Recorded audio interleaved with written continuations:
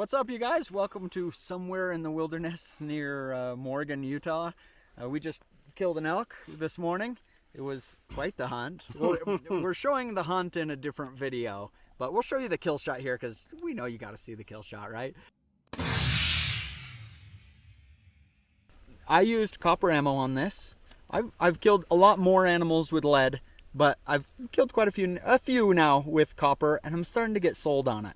But I want to ask you this. So you've got it on over 100 elk kills, lots of other animals, everything, right? So a client calls you, get no other information. Do you pick a lead ammo or copper? I'm not allowed to ask any questions. No questions. No questions. Honestly, it's a hard one. But I would probably steer them towards lead more than copper. Oh, that's not what I expected. I expected you to say copper.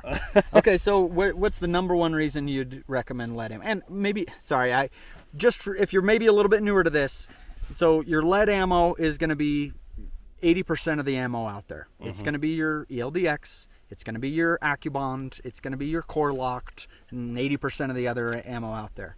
Your copper ammo is going to be your stuff like, pretty much anything from Barnes. What we used here is the Socko Powerhead blade. Yeah. First time I've used it, and I was very impressed. Very, very good ammo.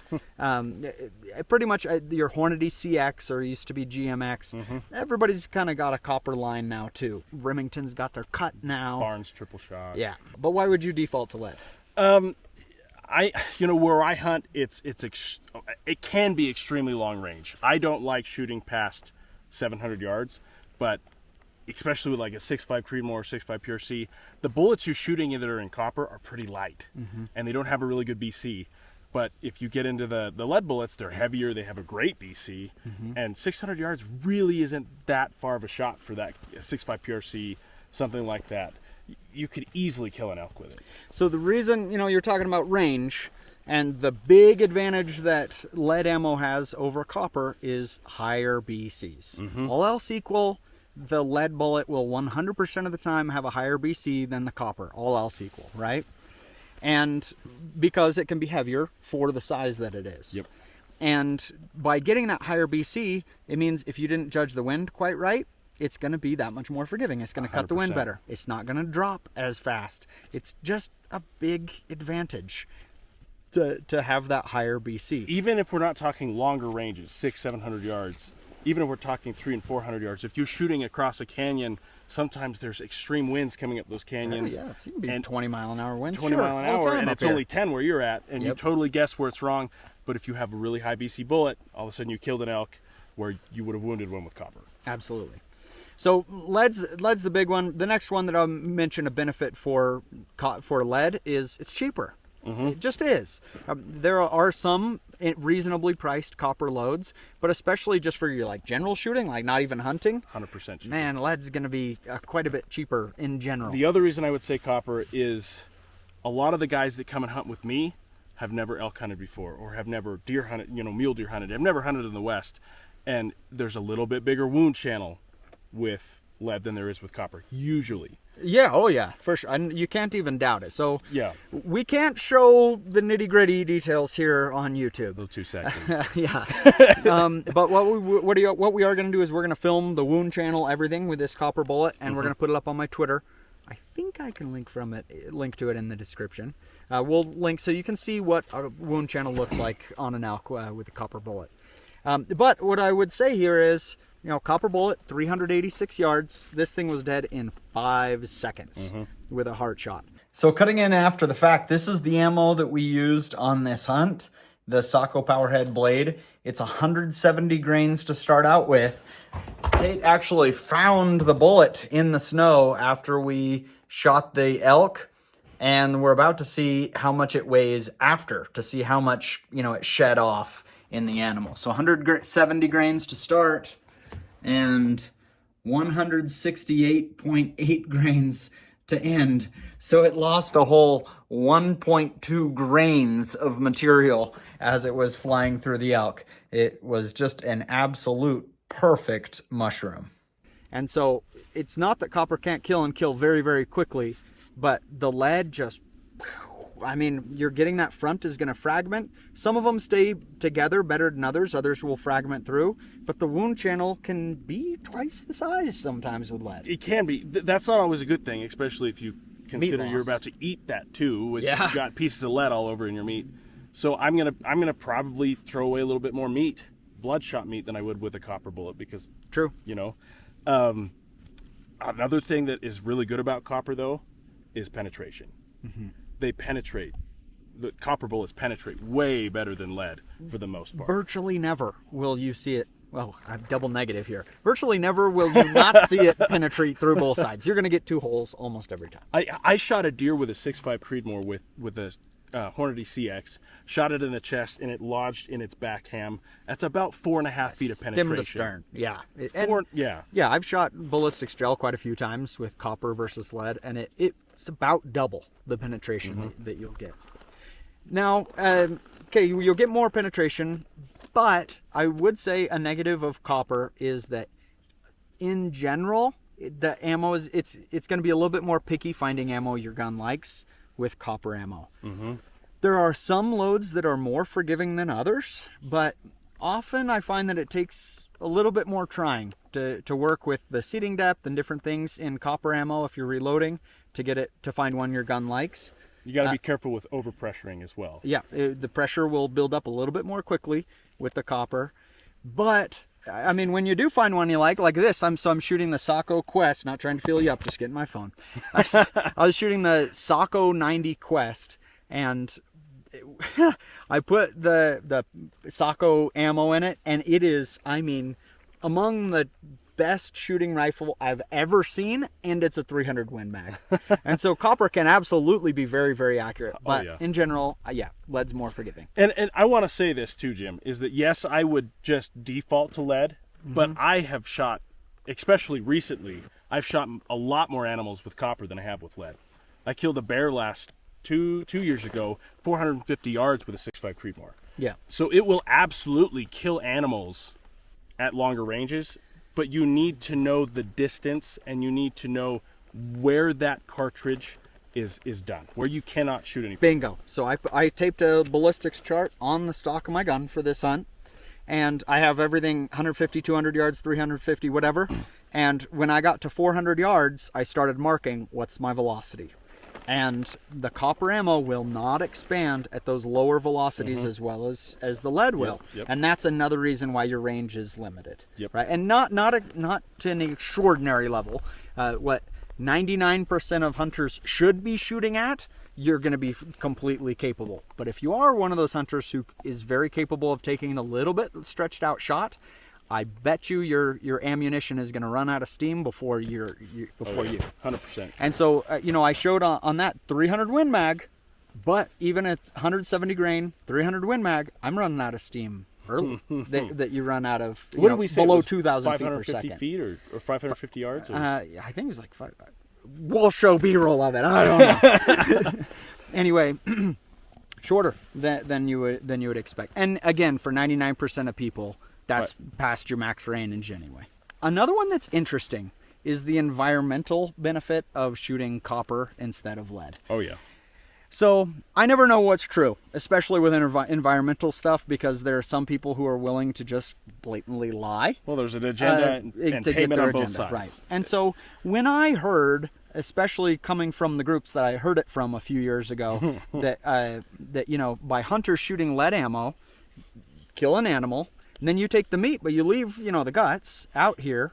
Well, now a buzzard, a condor, or whatever comes and eats that meat, it gets lead poisoning. And I was like, oh, come on, we're killing all the birds. And then I learned that I had judged too quickly, because I talked to my brother who's a veterinarian and a hunter, so he's not a biased source. And he said, yeah, honestly, I get lead poisoned birds pretty regularly. Honestly, and I thought, oh, dude, I don't want to poison the environment, right? 100%. And so if that's legit, then okay, yeah, I don't want to do that. I can see that. I honestly can. Plus, I mean, your family, you're going to be eating the meat. Now, there have been a lot of studies of people, studying the lead intake if you're eating a lot of wild game. And everything I've seen says you're actually very safe. But it's still, I want the cleanest meat possible. Oh, of course, yeah. You're just chewing on your kebab, and you're like, oh, I think that's number 7 shot. It's happened before. Okay, so you mentioned the cartridge that shall not be named, 6.5 Creedmoor.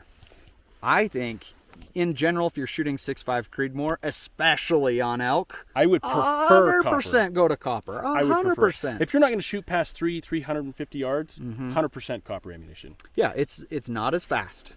And so if you're not as fast, we're worried about penetration. We don't have much weight. We're shooting 140 grain bullets, and we're not shooting them that fast, 2,700 feet per second at the muzzle.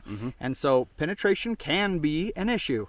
And so given that, heck yes, go to copper. It's a lighter bullet. You'll build up pressure, so your speeds are going to be pretty similar, but it's going to drive deep. So as long as you keep your range within what copper can do, 100% go to copper. And I think it's a wise decision. Honestly, I think what it comes down to is when to use lead and when to use copper, right? Like, what are the situations that would be advantageous to use copper? What are the situations that would be advantageous to use lead? Okay, my number 1. What does your gun shoot the best? Yes. I mean, as a practical matter, that's really like for me. So I'm fortunate because I have literally a closet of ammo. Because when I get a new gun in, I can't just try one load and say this gun doesn't shoot. I need 5 different loads, right? And so usually when I have a new gun, I got 5 to pick from that I can try several and see what it shoots best. Most people, I mean, if you try 5 loads, that's $250 of ammo. That's crazy, right? That's a lot of money. And so I in general, like the number 1 decider of all of this is, what does your gun shoot the best? You want to shoot what's most accurate. And try some things. But what would I try first? That's where you get into this debate. 100%. If you can find it, then go. Honestly, with most whitetail situations where you're going to be shooting, especially 200 yards or less, I would say copper's. I don't think you need lead, honestly. With the new copper ammunition that's come out, I don't think that we really need the lead in short range anymore. Yeah. Now, the other one is, most hunting, 80%? I don't know, maybe I'm wrong on this. I would say 80% of all big game hunting in the United States is whitetail deer under 200 yards. Oh, yeah. And that being the case, I don't really care what you use. Every bullet is going to do the job. It's not that hard to kill a whitetail deer. It really isn't. No. And so pick something that's environmentally friendly, or pick something that's cheap, or whatever your factors kind of go up. It's where you get to the big game. It's where you're shooting blue wildebeest, where you're shooting moose, elk, all that kind of stuff. Grizzly bear. Grizzly bear. I would definitely use lead on a grizzly bear. Yeah. Bigger wound channel. But what do I default to? If all else is equal and I find one that my gun is shooting well, where you said you default to lead, I'm ready to kind of ditch the, not ditch the lead. It would be very difficult for me to give up lead ammunition entirely, just especially for long range shooting, things like that. Target shooting. But right. for hunting in conditions where I can get a reasonable range and things like that, my default is now copper. I really think for me it's kind of won me over. Well, it worked today. Right? Yeah, I went right down immediately. And I could see myself going that way more and more, especially as technologies get better and better. Just with, the amount of elk that I've had people shoot. If it ain't broke, don't fix it. And a lot of it's been lead.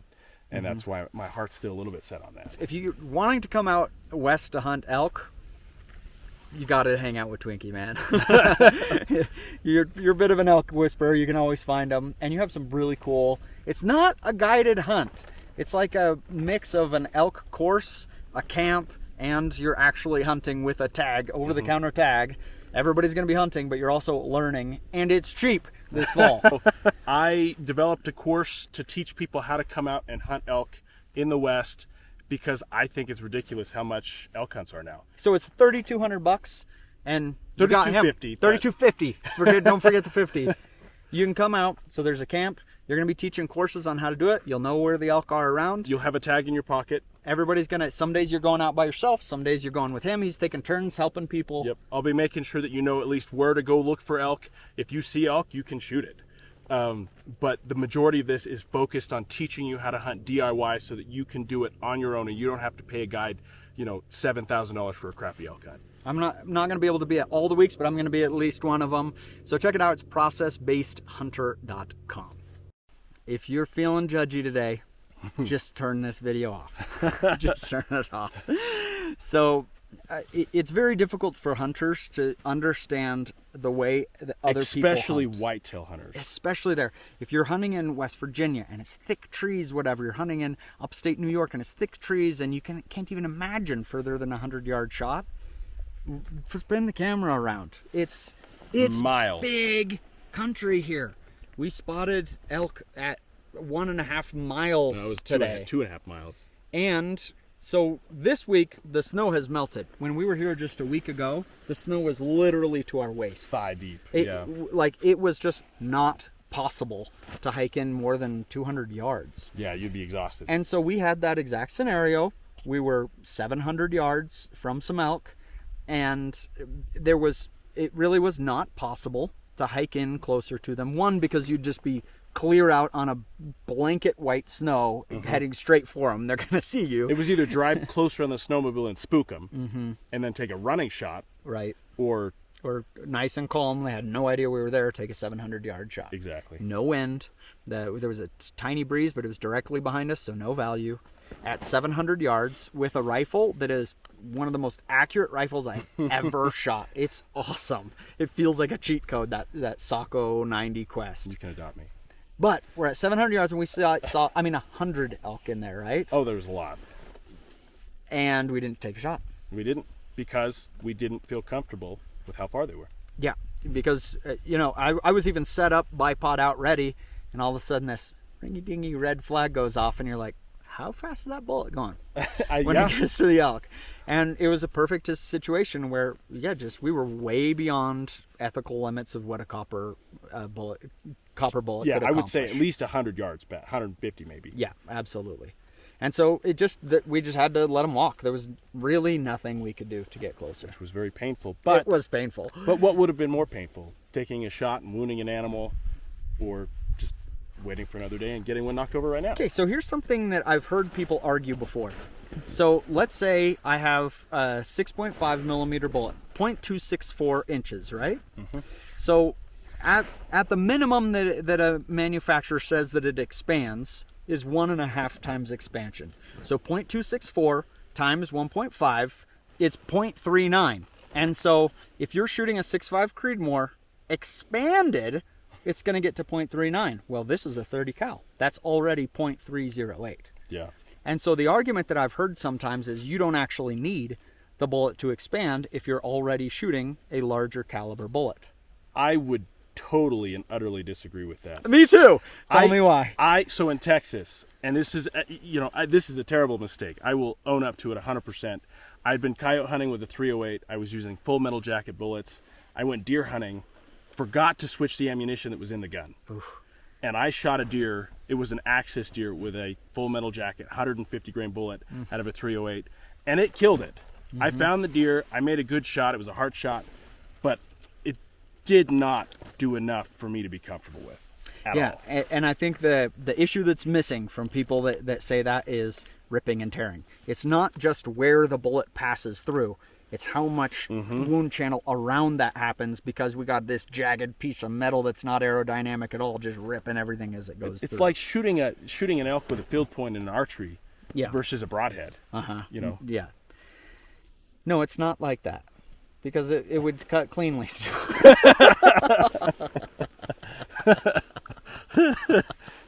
Last situation where I think you could clearly go one or the other is I went to hunt Africa shooting a 28 Nosler, and I knew the shots were going to be very, very close. The animal's generally not a far shot, almost always within 100 yards. Wow. And so within 100 yards at screaming fast 28 Nosler speeds, what can happen is it just boom, that thing just shrapnels right on the shoulder blade, whatever, and doesn't penetrate deeply. And so in that case, 100% you need the copper, because it will stay together. You're almost always 98% staying together. Yeah. Thanks for joining us on this elk hunt. We'll see you in the next video.